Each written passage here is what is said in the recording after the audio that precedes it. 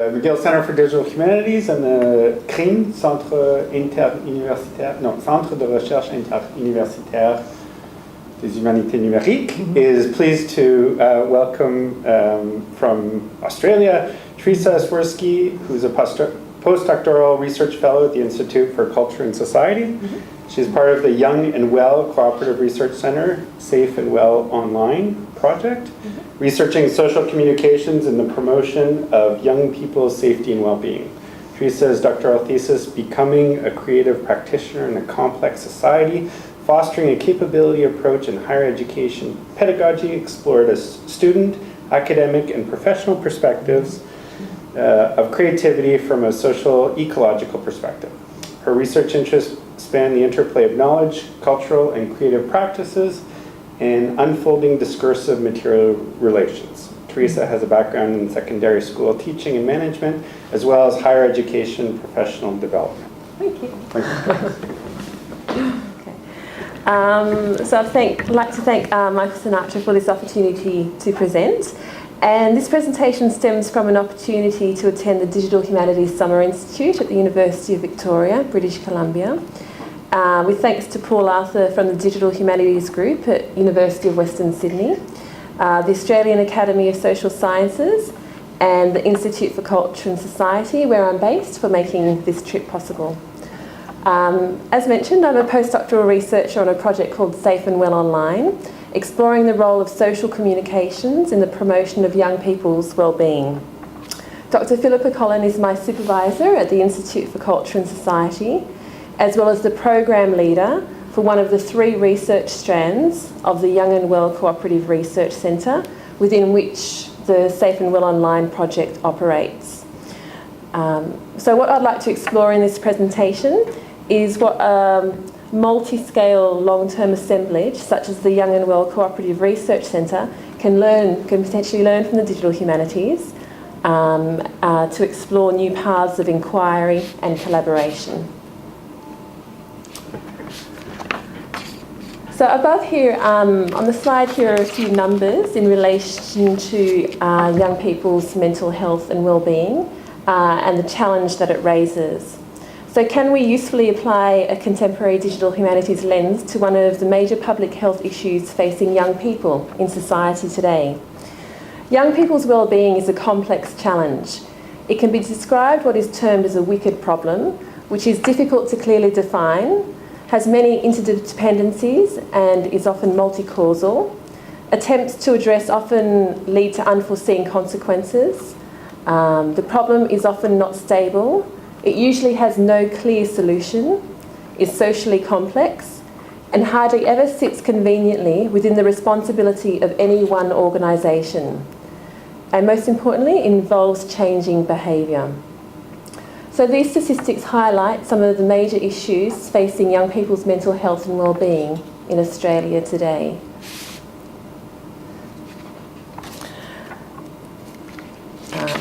From the book The Digital Humanities, the contemporary digital humanities marks a move beyond a privileging of the textual, emphasising graphical methods of knowledge production and organisation, design as an integral component of research, transmedia crisscrossings, and an expanded concept of the sensorium of humanistic knowledge. It is also characterised by an intensified focus on the building of transferable tools, environments, and platforms for collaborative scholarly work, and by an emphasis upon curation as a defining feature of scholarly practice. So while this description may be common or even already embedded within your own areas of research, the question we're tentatively exploring is, how does this begin to translate into the area of youth studies and a transdisciplinary cooperative such as the Young and Well Cooperative Research Centre? So based in Australia, the Young and Well Cooperative Research Centre has 75 plus partner organisations, researchers, practitioners, policymakers, innovators across the academic, non-for-profit, government and corporate sectors. A major feature is our working with young people and exploring new technologies to promote cyber safety, mental health and well-being, and it has 3 research programs. As you can see here, each of the different research programs has a different focus. So the first program within which the Safe and Well Online project is situated is Safe and Supportive, entitled The Safe and Supportive. It's about building safe and supportive online environments and providing strategies and tools that promote cyber safety, mental health and wellbeing in all young people. The second program, Connected and Creative, its focus is upon engaging vulnerable groups of young people and overcoming the effects of social isolation. And the final program, User Driven and Empowered, its focus is about developing services for young people who are experiencing mental health difficulties. So all these programs are about creating environments, tools and services to promote young people's safety and wellbeing, inviting the question, what can we learn from the digital humanities about creating and curating these born digital artefacts? Alan Liu highlights the productive relation which can stem from a nexus between cultural criticism and the digital humanities. He states how only by creating a methodological infrastructure in which culturally aware technology complements technologically aware cultural criticism can the digital humanities more effectively serve humanists by augmenting their ability to engage today's global scale cultural issues. He does not impose, or he suggests not a linear sequence, rather the mutually adaptive context and the multidimensional dynamics in which they can both benefit and assist one another. So culturally aware technology is important in itself, yet at a more nuanced level, repositioning often underrepresented voices, such as those of youth, should also go hand in hand with innovating research pathways. Towards investigating the intersections of youth technology and wellbeing, a wide variety of expertise, skills and organisations were assembled. The Young and Well CRC's constituents include young people, universities, non-for-profit organisations, government departments, business and industry partners, as well as digital and media experts. And it's very small up there to see, but some of those essential partners are non-for-profit organisations such as mental health organisations, specifically working with youth, governmental health organisations, communications and media authorities in Australia, and a range of digital media experts, as well as organisations like the Australian Federal Police, who have an arm who look at young people's safety and wellbeing online, and also a range of university organisations as well.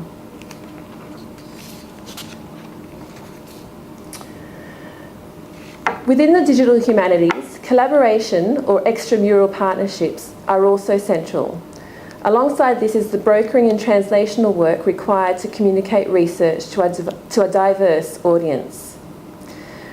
As the quote states, extramural partnerships, whether with professional societies, historical associations, institutions of informal learning, corporations or public entities, can extend the reach and impact of humanities research in contemporary society. The most successful partnerships address questions of shared critical interest with research results that rise to the highest standards of scholarly rigour, while being conjugated across multiple media platforms in the language of the partner institutions through exhibitions, performances, books, web publications or other means. With the 74 plus partners the Young and Well Cooperative Research Centre shares, this key feature of the digital humanities. Interdisciplinary teams in the first instance need to acquire a shared language for their project before translating findings to intergenerational audiences across a myriad of platforms. So while the Young and Well Cooperative Research Centre comprises many, many projects, the rest of this presentation will focus specifically on one project within Program 1, the Safe and Well online project. The Safe and Well Online project involves a 5-year study of the most effective ways to design, deliver and evaluate online social marketing campaigns aimed at improving young people's safety and wellbeing. The project brings together young people, digital media and online safety experts, government, end user and research partners to advance or co-create our understanding of how social media can be used to promote the safety and wellbeing of young people aged 12 to 18. The University of Western Sydney is leading the stakeholder engagement, so organising and developing the facilitation of participatory design with young people as well as organising the conversations and developments with the stakeholders, with our project partners. The method that we're using for this project is participatory design. And to devise effective social marketing interventions that fully account for young people's lived experience of safety, wellbeing in digital media, we need a research, development and delivery approach that can explore, integrate and keep up to speed with young people's experiences. For these reasons, a participatory design framework has been utilised for this project. It illustrates the multiple aspects which feed into the participatory design process: the research questions, the activities, the methods, the artefacts and the design cycles. And the three principles of this participatory design framework highlight the dynamics, the interrelationships and the value relating to engaging young people as co-designers in mental health interventions. So the participatory design process is helpful in that it recognises the expertise and the knowledge of the researchers and the project partners and the stakeholders, but it also integrates and highlights and incorporates the voice and expertise of the young people. And that the process is about actively collaborating, engaging with young people's creativity and acknowledging their connectivity as well. So the need to evaluate what is produced within their own contexts.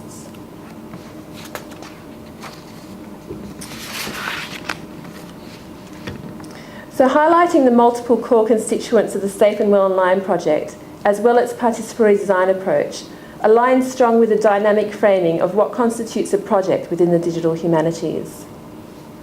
As the quote on this slide describes, a project is a kind of scholarship that requires design, management, negotiation and collaboration. It is also scholarship that projects in the sense of futurity as something which is not yet. Projects are often pursued in teams, with collaborators bringing complementary skill sets and interests to conceptualise the research questions being investigated and to design possible trajectories for them to be answered. Hence, projects are projective, involving iterative processes and many dimensions of coordination, experimentation and production. As with the participatory design approach that we're utilising, there is no linear approach. It involves much iteration and experimentation and much knowledge brokering and translation between the project partners, young people and the researchers. So 2 campaigns developed so far. Campaign 1, utilising the participatory design process. The end project was an online interactive video, and the theme for this was about promoting respect, and the title of the campaign was called Keep It Tame.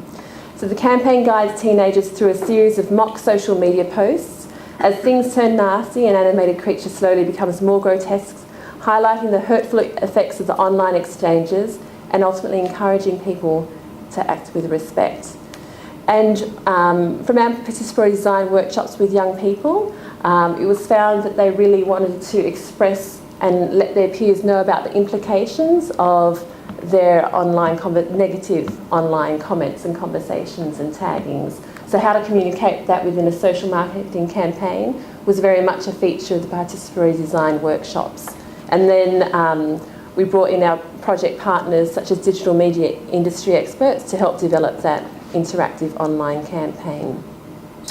And our colleagues at the University of South Australia, they're conducting pre and post test surveys to evaluate the impact of these campaigns. The second campaign is called Appreciate a Mate, and the theme for this is about promoting positive body image and self-esteem among young people.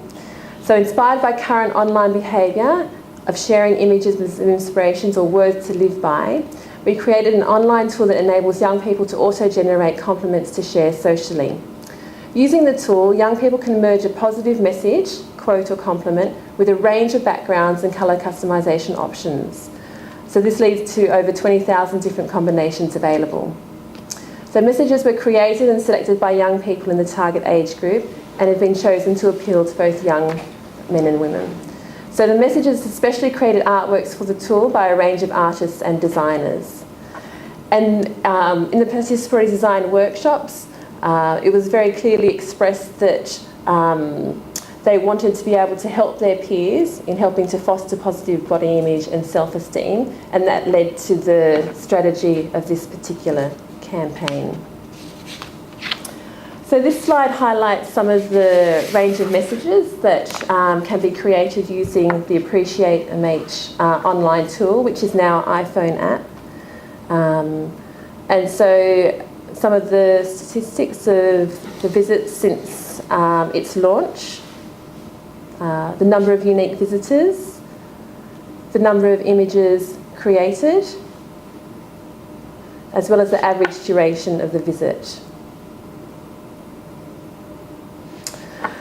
So Zuni is the digital agency that we're working with, and from these metrics it is evident that more people are returning. Of those who are using the app, more are completing the process of creating an image, and the dwell time on the site is longer, so people are spending more time. And new versus returning is currently 76%, 23% overall. So the quotes that I've drawn upon for aspects of this presentation come from this particular book, The Digital Humanities. Authors Anne Burdick, Joanna Drucker, Peter Lundenfeld, Todd Presner and Jeffrey Schnapp. And what really sort of came out from this particular reading of the book was the notions of experimentation and risk-taking, and how key they are to the Safe and Well Online project and the Young and Well Cooperative Research Centre. Likewise, terms such as audience and user considerations, born digital artefacts, designing for mobility and diversity, working collaboratively and designing critically are central as well. Also, what struck very strongly was the section on advocacy, referring to expanded notions of community and participation, plus thinking beyond the ideologies of templates and structured discourse. So highlighting that while the computational avenues which could inform the Safe and Well On project have not yet been fully explored, there are many aspects of the digital humanities which already resonate strongly in regards to exploring young people's online and offline practices. So the vision of the Young and Well Cooperative Research Centre is a digitally connected world where safety and respect are integral parts of our lives, positive mental health and well-being are valued, and challenges can be overcome through the acceptance and support of those around us.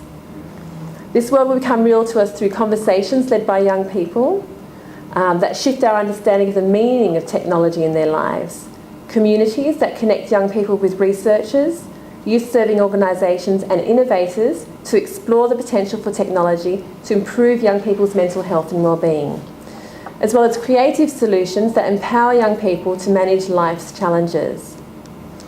So learning from the digital humanities as the Young and Well Cooperative Research Centre moves towards developing its key umbrella project, Project Synergy, is vital.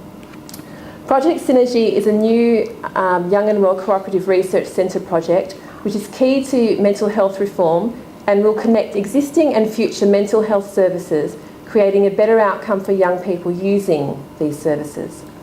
Project Synergy is a technological solution with interoperability which allows data to be captured and stored across multiple services. The way that young people will experience this is through a single sign-on and a seamless user journey through mental health services. While this raises a myriad of socio-cultural issues such as privacy and ethics, it also invites new technical and collaborative challenges. Of most significance, how to build something of this scale and still keep young people's experiences and expertise at its heart. So I'd be interested to hear your thoughts about issues around archiving, sustainability, and in relation to such the direction of this particular project. The complex challenge of researching young people's mental health and well-being from our participatory design approach requires not just collaboration but creativity as well. Ian Ang is the director of the Institute for Culture and Society, and this quote highlights that particular nexus. Cultural intelligence can be seen as the practical application of complexity thinking, but in the process, it also goes beyond a mere critical affirmation of complexity.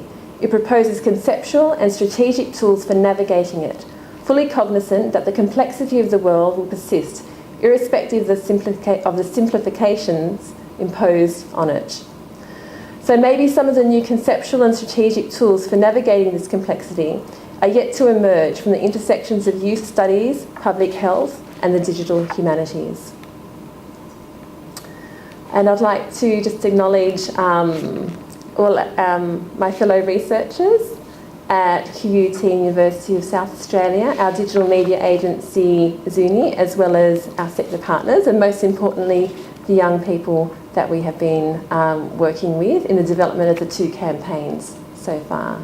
So thank you. Very trivial question. What is the age range of young people that you are working with? Oh, sorry. Perhaps you said that. 12 to 17. Okay, 12 Yes. to 17. Yes. Is it easy? I stay trivial. Is it easy to make them participate to this kind of project, or you find it kind of difficulties to imply them? I'd like to know something more about that. We've been working with a range of mainly schools. So the invitation goes out to particular schools and classes, and then those young people obviously have the option to participate. And we've found in all the workshops that we've had so far, the young people have been, enthusiastic. Yes, very much so. And there have been some workshops set up in libraries, so where the young people haven't actually known each other from their school peer group. And once again, they have been enthusiastic, but they might have needed a bit more sort of direction, or in that sense, because they're outside of the school environment, so it has less of, I think, of that sense of authority being imposed upon them. Yeah, what I find enthusiastic about the project is that you are developing a digital literacy by making them participating to the project. So another question, and then I leave another question is, what's your what's their level of digital literacy in your opinion? I mean, we always say, young people don't know how it works, they don't understand the risks and so on. And I have the feeling, working with my students, that they are not as young as this group, because they are 18 and more. But I always had the feeling that they are not so uncritical that we can think. That they have a critical approach which is quite developed. So I'd like to know if you had surprises noticing perhaps that they know a lot of things and they are already understanding some issues, or not? Are they naives or not completely? Oh, no. I think what I found less surprising, but what seems to be a common theme, is how critical they are, and how aware they are of the different aspects of digital media. So in terms of, in relation to how they interact with it and how they view what their peers are doing as well, I think they're very sort of critical. Have you done, I mean, I'll just piggyback on that question as my first questions, comparative between Australia and other countries? I mean, I've yet to read it, but I downloaded recently that latest book in the US called It's Complicated, the Life of Network Teens, and just read the introductions about her doing 5-year survey across the country and trying to see, how different is it, and comparing the fact that people still go to football games on the weekend, except that now they are taking pictures of, different people, so there's a kind of a multi-layering, but it doesn't remove the physical social activities of gathering in the parking lot and in somebody's house and all that, but they just add a layer, and that she also had been surprised by how much the parents were concerned in saying, you know, my kid doesn't understand the technology, what it means to post on Facebook something, and so we need to help them hold their hands on that. And the teens being much more, I understand what it means, I just don't care. And it's a kind of different thing between, I know that it's going to be there forever, or I know that. And so then we move into what your project seems to be really,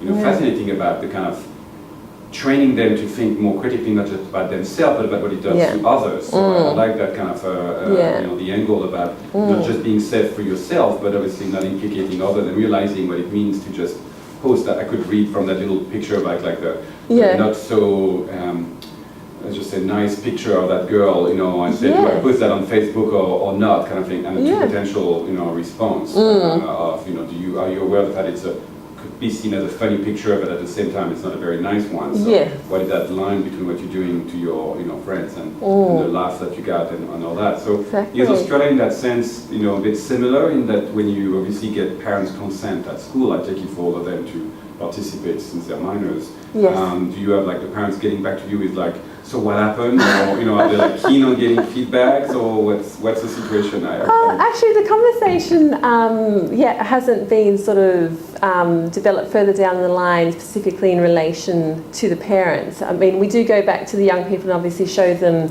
the campaigns and get their feedback about that. But in terms of getting that parent's perspective, in terms of, we are getting their perspectives in an online survey in regards to that, but specifically in the relation to those participatory design workshops, no. But we're very much finding that you know, adults still seem to demarcate sort of the online world and the offline world, whereas young people, they're so immersed and they're embedded in it, and they don't mind that trade-off of giving out their privacy to have that interaction with their peers in that public space. So, and they also seem to be very aware of what they need to do to actually take care of their privacy in the online space as well. So a lot of that discourse about youth at risk and the fear, I think, is still very prevalent, and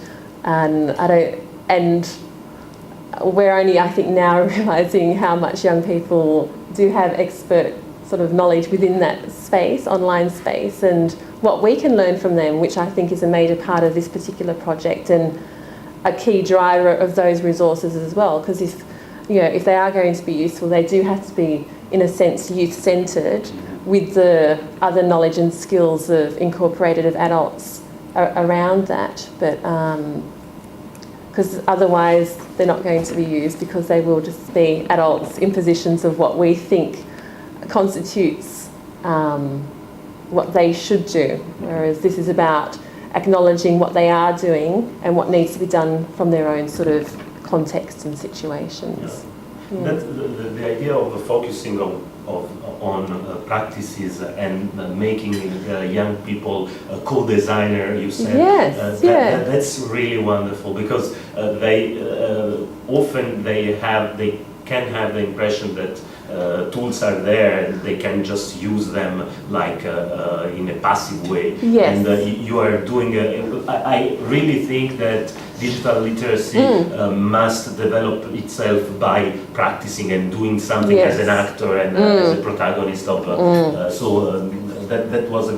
that is a very interesting part of your approach.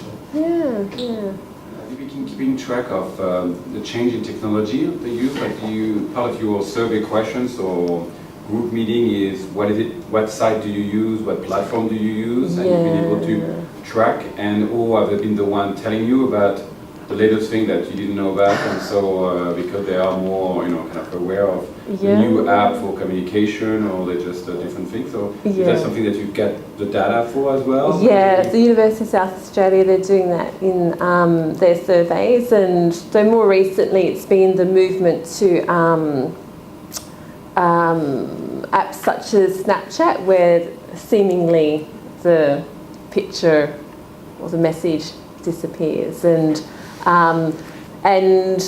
similar echoing sort of other studies show happening, sort of moving away more sort of from Facebook, and even though Twitter hasn't expanded as much, it is sort of growing their use of Twitter as well. But definitely more those apps like Snapchat and so forth, the smaller social and the newer ones that they're focusing on.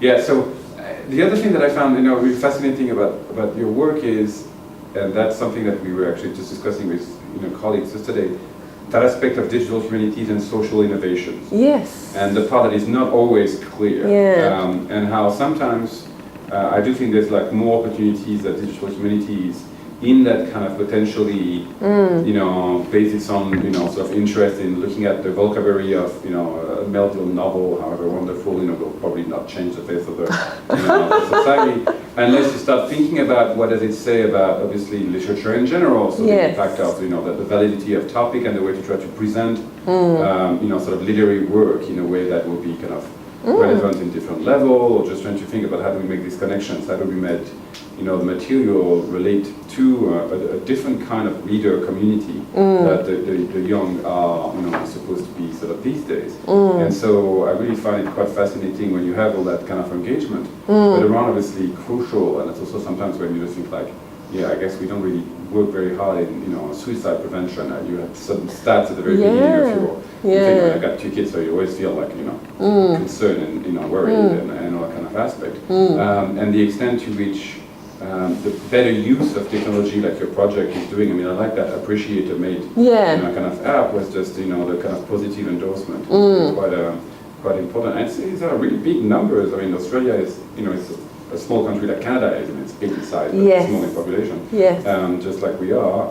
So this is pretty impressive, number to begin with. So really great job with reaching that sort of community. Do you have plans to try to track these? I mean, are they like, you got the names, but then they obviously anonymized for the results and all that. Can you do like one of these, the British program that followed the same crowd of kids over 25 years?